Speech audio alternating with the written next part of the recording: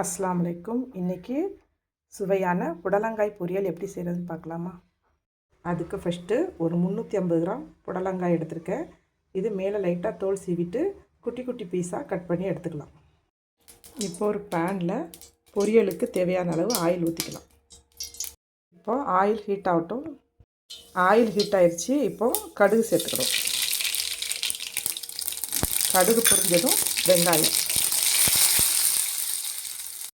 கொஞ்சமாக கருவேப்பிலை சேர்த்துக்கிறோம். கருவேப்பிலை பொரிஞ்சதும் வெங்காயமும் நல்லா வெந்து வரட்டும். வெங்காயம் நல்லா வெந்துருச்சு. இப்போது கட் பண்ணி வச்சுருந்த புடலங்காயை அதில் சேர்த்துக்கலாம். சேர்த்து நல்லா மிக்ஸ் பண்ணி விட்டு ஒரு அரை கிளாஸ் தண்ணி ஊற்றி வேக வச்சுக்கணும்.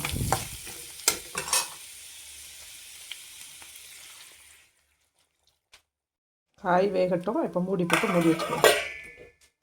காய் ஒரு 3/4 வேக்காடு வெந்துருச்சு. இந்த ஸ்டேஜில் சிறுபருப்பை நான் வேக வச்சுருக்கேன். 50 கிராம் சிறுபருப்பை.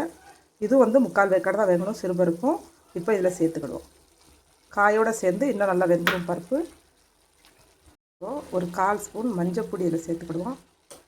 நம்ம காய்க்கு தேவையான அளவு உப்பு இதில் சேர்த்துக்கிடுவோம். சேர்த்து நல்லா மிக்ஸ் பண்ணி விட்டுக்கிடுவோம். இப்போ ஒரு மிக்ஸி ஜாரில் 2 சில் தேங்காய் கட் பண்ணி வச்சுருக்கேன். அதையும் சேர்த்துட்டு 1/4 ஸ்பூன் ஜீரகம், 2 பச்சை மிளகாய், காரத்துக்கு ஏற்ற மாதிரி ஜாஸ்தி போடனாலும் போட்டுக்கலாம். நான் 2 பச்சை மிளகாய் சேர்த்துக்கிறேன். இதை குறப்பாக தண்ணி ஊற்றாமல் அரைச்சி எடுத்துக்கிடுவோம்.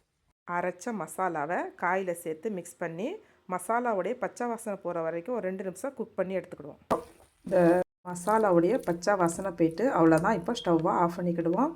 இதே மாதிரி நீங்களும் வீட்டில் ட்ரை பண்ணி பார்த்துட்டு எப்படி இருந்துச்சுன்னு கமெண்ட்ஸை சொல்லுங்கள். இது போல் சமையல் வீடியோஸ் பார்க்கணும்னா பெங்களூர் நெல்லை ருசி சேனலை சப்ஸ்கிரைப் பண்ணிக்கோங்க. இன்ஸ்டாவில் ஃபாலோ பண்ணிக்கோங்க. தேங்க்யூ.